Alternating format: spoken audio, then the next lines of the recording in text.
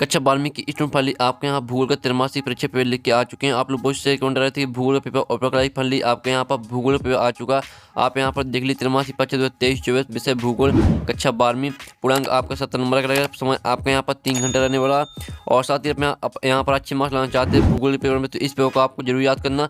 साथ वीडियो को लाइक और चैनल को सब्सक्राइब कर लीजिए, क्योंकि बड़ी मेहनत से हम आपके लिए पेपर लाए हैं और साथ ही पेपर लाने बहुत ज़्यादा मेहनत लगती है। तो वीडियो को लाइक कर लीजिए, चैनल को सब्सक्राइब कर लीजिए। तो चलिए स्टूडेंट जो आपके यहाँ पर पेपर वो देख लेते हैं। आपके यहाँ पर आते हैं सही प्रश्न हल करना अनिवार्य है। और दूसरा था प्रश्न क्रमांक 1 से 5 तक वस्तुनिष्ठ प्रश्न, जिनके लिए यहाँ पर 28 अंक निर्धारित हैं। तीसरा था प्रश्न क्रमांक 6 से 12 तक, प्रत्येक प्रश्न 2 अंक का और शब्द सीमा आपके यहाँ पर 30 शब्द है। चौथा आता प्रश्न क्रमांक 13 से 16 तक, प्रत्येक प्रश्न 3 अंक का और शब्द सीमा आपकी 75 शब्द है। तो आपके यहाँ पर निर्देश आते हैं, तो आप निर्देश भी पढ़ सकते हैं। चलिए जो पेपर वो देख लेते हैं। तो आपको यहाँ पर जूम करके दिखाते हैं, जिससे आप यहाँ पर अच्छे देख पाएंगे। साथ ही वीडियो को लाइक और चैनल को सब्सक्राइब कर लीजिए, ठीक है। तो पहला प्रश्न आता है, निम्नलिखित में से किस राज्य में सर्वाधिक संख्या में अप्रवासी आते हैं। तो आपका आता उत्तर प्रदेश, महाराष्ट्र आता बिहार, दिल्ली। तो निम्नलिखित में से किस राज्य में सर्वाधिक संख्या में अप्रवासी आते हैं। तो इसका आंसर आपका बा हो जाएगा महाराष्ट्र। तो आपको यहाँ पर अच्छा देखना और साथ ही सुनना, जिससे पूरे ऑब्जेक्ट वो आपको यहीं पे याद कर लेने, ठीक है स्टूडेंट। दूसरा था, निम्नलिखित में से किस राज्य में जनसंख्या का घनत्व सर्वाधिक है। तो आता पश्चिम बंगाल, बाद केरल और साथ उत्तराखंड, दाता पंजाब। तो निम्नलिखित में से किस राज्य में जनसंख्या का घनत्व सर्वाधिक है। तो इसका आंसर आपका हो जाएगा पश्चिम बंगाल। फिर आपका यहाँ पर तीसरा था, निम्न में से कौन सी एक आर्थिक क्रिया ग्रामीण बस्तियों की मुख्य आर्थिक क्रिया है। तो आपका यहाँ पर प्राथमिक, तृतीयक, द्वितीयक या चतुर्थक। तो इसका आंसर आपका आ हो जाएगा प्राथमिक, ठीक है। फिर आपका यहाँ पर चौथा आता मानव विकास सूचकांक 2011 के संदर्भ विश्व के देशों में भारत का कौन सा स्थान है, ये आपको बताना। तो इसका आंसर आपका दा हो जाएगा 134, ठीक है, 134वां स्थान है। फिर पाँचवा आता, निम्नलिखित में से कौन सा नगर नदी के तट पर अवस्थित नहीं है। तो आपका आता आगरा, बा था पटना और साथ भोपाल और दा था कोलकाता। तो निम्नलिखित में से कौन सा नगर नदी के तट पर अवस्थित नहीं है। तो इसका आंसर आपका सा हो जाएगा भोपाल। तो इस तरह से आपके 5 नंबर के जो सही विकल्प है वो हमने आपके विद सोल्यूशन सहित करा दिए और आपने अच्छे से याद भी कर लिए होंगे, स्क्रीनशॉट भी ले लिया होगा, ठीक है। आपने स्क्रीनशॉट नहीं लिया तो हम आपको यहाँ पर फिर से दिखा देते हैं, जिससे आप यहाँ पर स्क्रीनशॉट ले सकते हैं और जिससे आपको याद करने में आसानी जाएगी। या प्रश्न 2 आता रिक्त स्थायी पूर्ति की 6 नंबर के आते हैं। तो यहाँ पर किस देशों में जीवन प्रत्याशा डॉट डॉट है। तो पहले का आंसर आपके यहाँ पर रहने वाला है। तो स्टूडेंट आपके यहाँ पहले का आंसर रहेगा।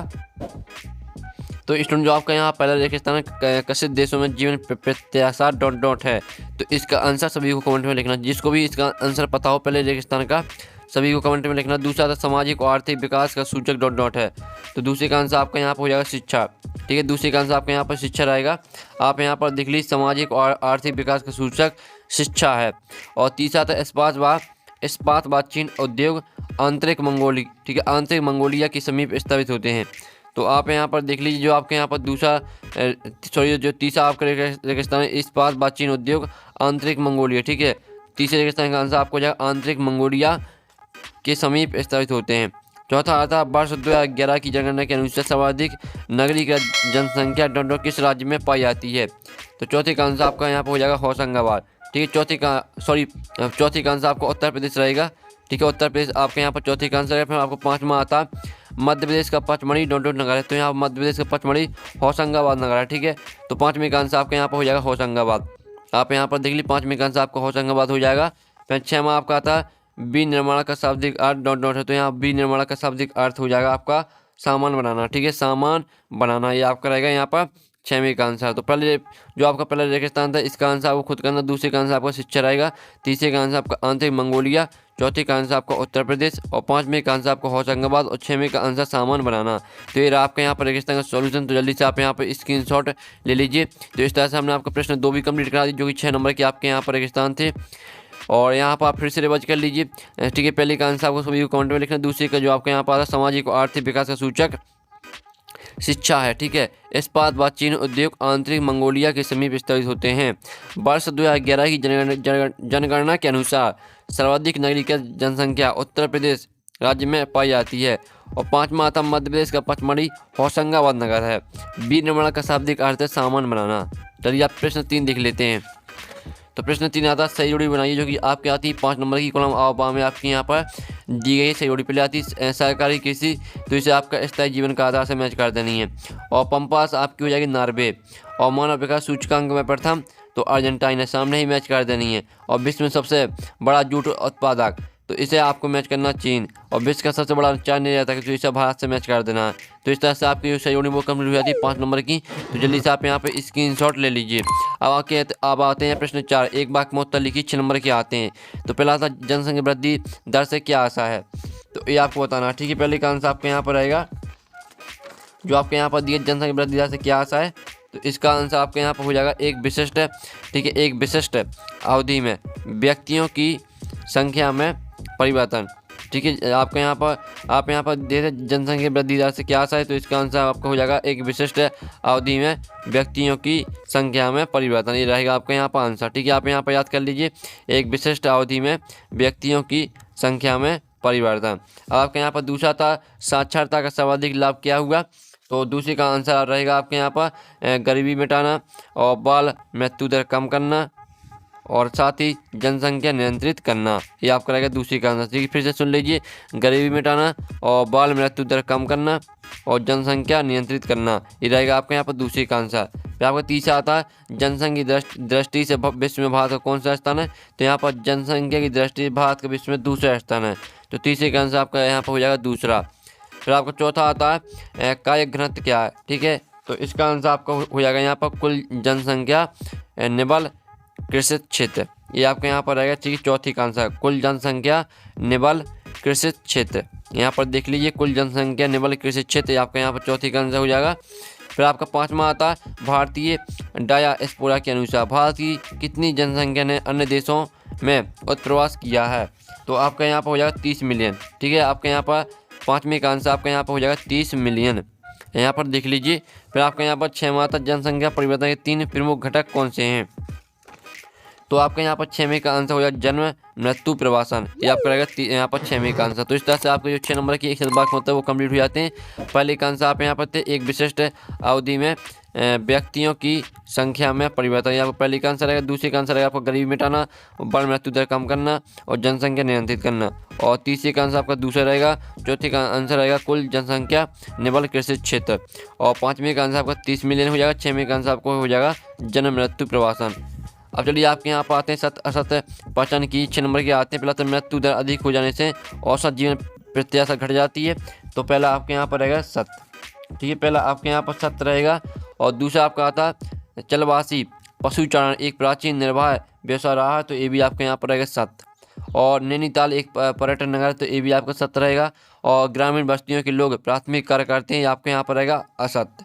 चौथा आपका यहाँ पर असत्य हो जाएगा भारत में पिछले वर्षों में कृषि भूमि का प्रतिशत बढ़ा, तो ये आपका यहाँ पर सत्य रहेगा।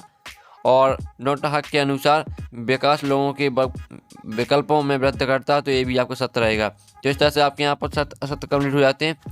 आप यहाँ पर देख लीजिए आपके यहाँ पर सत्य असत्य का सोल्यूशन। पहला आपके यहाँ पर सत्य रहेगा, दूसरा भी सत्य रहेगा और तीसरा भी सत्य रहेगा, चौथा आपका असत्य रहेगा, पाँचवा सत्य रहेगा, छठवां सत्य रहेगा। सिर्फ आपका यहाँ पर जो चौथा वो सिर्फ असत्य रहेगा और सभी आपके यहाँ पर सत्य रहेंगे। अब चलिए प्रश्न 6 आता मानव भूल को परिभाषित की 2 नंबर करेगा, तो अथवा आता भारत की श्रमजीवी जनसंख्या के व्यावसायिक संवर्ग बताइए। फिर आपका 7वां आता अमूलवादी रेडिफल विचारधारा क्या थी, अथवा आता मानव भूल के कुछ उपक्षेत्रों के नाम बताइए। सभी का आपको स्क्रीनशॉट लेते चलना, साथ ही इनके आंसर भी हम करा देंगे। 8वां था प्रवास की किन्हीं 2 प्रतिकर्ष कारकों को लिखिए, अथवा था प्रवास की किन्हीं 2 अपकर्ष कारकों को लिखिए। प्रश्न 9 आता जनसंख्या घटन से आप क्या समझते हैं, अथवा था लिंग अनुपात कैसे नापा जाता है। अब चलिए आपके यहाँ पर 10वां आता जन्म दर और मृत्यु दर में अंतर लिखिए, अथवा था शुष्क कृषि तथा आंध्र कृषि में क्या अंतर है। फिर आपका प्रश्न 11 था भारत के अत्यंत शुष्क एवं उष्ण प्रदेशों में जनसंख्या निम्न क्यों है, अथवा था भारत के किन राज्यों में विशाल ग्रामीण जनसंख्या है। फिर आपका प्रश्न 12 था ग्रामीण से नगरीय क्षेत्रों में पुरुष प्रवास अधिक क्यों होता है, अथवा था ग्रामीण से ग्रामीण क्षेत्रों में प्रवास करने वाली स्त्रियों की संख्या अधिक क्यों है। फिर आपका प्रश्न 13 था स्थानांतरित कृषि क्या भविष्य अच्छा नहीं है, बेचना कीजिए, अथवा था मानव विकास के 3 मूलभूत क्षेत्र से हैं। फिर आपका 14वां था भारत के बच्चों में घटते लिंग अनुपात के 2 कारण लिखिए, अथवा था तो अथवा देख लीजिए। फिर आपका यहाँ था 15वां क्वेश्चन चावल रहित गहन निर्वहन कृषि के अंतर्गत किन फसलों की कृषि की जाती है। फिर इसका आपका अथवा देख लीजिए। 16वां क्वेश्चन था मानव भूल के 3 उपक्षेत्रों के नाम लिखिए, जो कि आपका 3 नंबर का क्वेश्चन रहने वाला। ठीक है, जो आपका 13वां क्वेश्चन था ये भी 3 नंबर का था, 14वां क्वेश्चन भी 3 नंबर का है, 15वां क्वेश्चन भी 3 नंबर का और 16वां क्वेश्चन भी आपका 3 नंबर का। मानव भूगोल के 3 उपक्षेत्रों के नाम लिखिए अथवा तो मानव का पृथक्करण समझाइए। 17वां क्वेश्चन आता है विश्व में आयु संरचना का क्या महत्व है। आपका इसका अथवा था मानव विकास अवधारणा के अंतर्गत समता औसत पोषणीयता से आप क्या समझते हैं। फिर आपका 18वां आता खनन को प्रभावित करने वाले कारक कौन कौन से हैं। फिर आपका इसका अथवा था आयु लिंग पिरामिड क्या होता है, इसके प्रमुख प्रकार बताइए। फिर आपका 19वां क्वेश्चन आता है भारत में ग्रामीण बस्तियों के विभिन्न प्रकारों के लिए उत्तरदायी कारक दशाएं बताइए। अथवा देख लीजिए। फिर आपका लास्ट और आखिरी क्वेश्चन आता है जनसंख्या वितरण को प्रभावित करने वाले भौगोलिक व आर्थिक कारकों का वर्णन कीजिए। अथवा भारत में जनसंख्या वृद्धि की व्यवस्थाओं का वर्णन कीजिए। तो इस तरह से आपका जो पूरा पेपर यहाँ पर कक्षा 12वीं का भूगोल का पेपर कंप्लीट हो जाता है। और जो आपकी क्वेश्चन का सोल्यूशन आपके यहाँ पर नेक्स्ट वीडियो में आएगा। तो वीडियो को लाइक कर लीजिए, चैनल को सब्सक्राइब कर लीजिए, ठीक है, और घंटी को ऑल प्रेस कर लीजिए। तो हम यहाँ पर नेक्स्ट वीडियो मिलते हैं आपकी पूरी पेपर की सोल्यूशन के साथ। जब तक के लिए टेक इन, बाय बाय।